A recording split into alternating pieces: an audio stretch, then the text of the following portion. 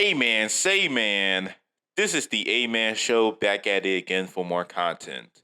So the Dolphins have been facing a whole lot of criticism throughout the NFL season, despite them having a great regular season record being 9-4 going into week 14. But many people believe this record has been misleading due to the fact that they had one of the easiest schedules in the league, and when they face really good teams, they often fold under pressure. The nail of the coffin is when they lost to a lowly Tennessee Titans team, a game when Tyreek Hill was dealing with ankle issues, and in that last minutes of the game, they blew a 2-touchdown lead against Tennessee. And that begs the question, are the Dolphins truly frauds? Are they not a Super Bowl contender whatsoever? That's I finna discuss in this video. But first, make sure y'all subscribe. I post NBA and NFL content. Turn on post notifications so you don't miss anything. Anyways, stay tuned and let's get it started. So the Dolphins before the season was viewed as one of the teams in the tough AFC that can actually make it through the conference and potentially win it all. They made a blockbuster move to get a top 5 corner in the league in Jalen Ramsey to add to their talented defense. They hired a very known defensive mind in Vic Fangio. They also add Devon Achane, another speedster running back in the draft. During the first 3 games of the season, it was looking like the case, especially that historic blowout against the Broncos, as they were regarded as the most dangerous team in the NFL. We have never seen a team that has so many speedsters on this roster, and not just that, they have the most complete team in the NFL both offensively and defensively.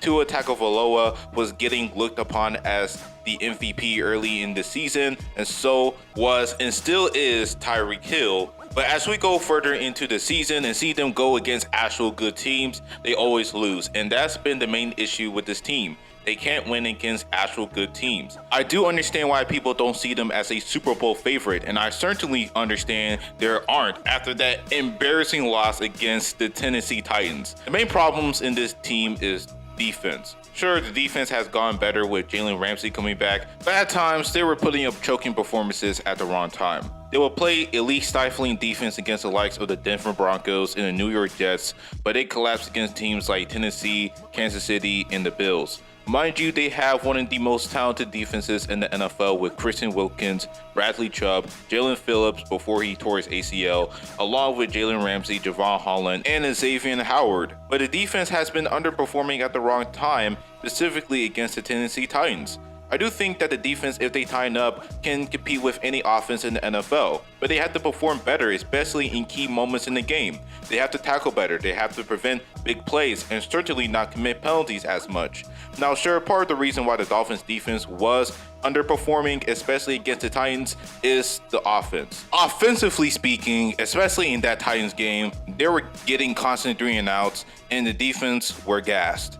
I truly believe that Tyreek Hill is the second front runner for the MVP this year. I truly believe that. This man is carrying an offense beyond the likes of Antonio Brown back in 2015.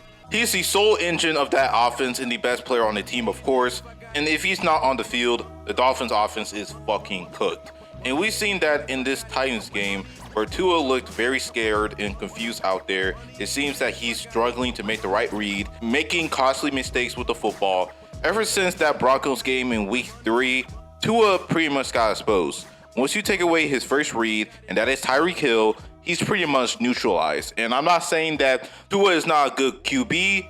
He is an above average one, if that. But if he can't make game-breaking plays without Tyreek Hill, then he's pretty much a glorified game-managing QB. And even with Tyreek Hill on the field, against a good to great defense like the Titans, the Jets, and the Chiefs, he struggles. Another guy to blame has to be Mike McDaniel. Although the man is a genius as far as the passing game goes, the guy hasn't been able to make proper adjustments, especially if Tyreek Hill is not on the field. And also game management is an issue for him also. And he needs to run the ball more often. The Dolphins are actually first in rushing yards per play and second in the league in total rushing yards. But yet they are 13th in the league in attempts. Mike McDaniel needs to make adjustments, especially for Tua in crucial moments, in order for them to actually have any success with actual good teams in the NFL. For this season alone, it taught me a valuable lesson. I'm sure it taught y'all a valuable lesson too about the quality of wins and losses. If you can pull off wins against teams that are playoff, if not Super Bowl contenders, and make the playoffs, then it's likely that you can win it all despite going 9-8. Whereas you can have a great record against below 500 teams, but can't win against great teams, then most likely you will be bounced in either the wild card or the divisional round. And as of right now, the Dolphins and the Detroit Lions fall in that category of teams that cannot capitalize against above 500 teams, and even losing to below average teams that they shouldn't even lose to. For the Dolphins especially, they have the toughest last 4 games in the NFL. They face the Jets again, who just blew out the Texans in week 13 and are playing red hot as of right now. Then you face the Cowboys in week 15, then Baltimore the following week, and the Buffalo Bills in the last week of the season. Man, damn, this is a true test for them boys. These 4 games are the determining factor whether they are actually legit or not, because there's a possibility that they could lose all the games and go 9-8, especially if they don't tighten up, because I am not looking too confident in this Miami squad. With Tyreek Hill dealing with ankle issues, how would Tua fare against actual great defenses in the next 4 games? How would the defense fare against high-power offenses like the Ravens, the Cowboys, and the Bills? Those are the questions I have about this team going forward in the next 4 weeks. So, do I think that the Miami Dolphins are frauds? Is looking like it so far. They can't beat good teams, and they embarrassingly lose against below 500 teams like the Titans of all people. Tua is not as great as the league advertised him to be, and the defense chokes at the worst times, and they could cement their spot as the most fraudulent team in the NFL if they lose all 4 of their games.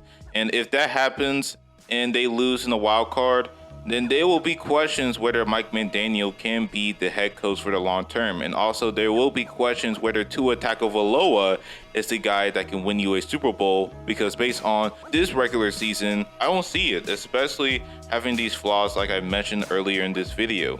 So the Miami Dolphins are in a very gusty situation based on the strength of schedule in the last 4 weeks. They have to prove to the league that they can win against good teams, because if they don't, then they can kiss their chances of making a Super Bowl goodbye. And that's the vid. Let me know in the comment section below, can the Dolphins capitalize in the next 4 games? Like I said, let me know, and make sure y'all subscribe for more NBA and NFL content in the future. Smash the like button of this video, turn on post notifications, and that is all. Stay litty. This is the A-Man Show. Sign out.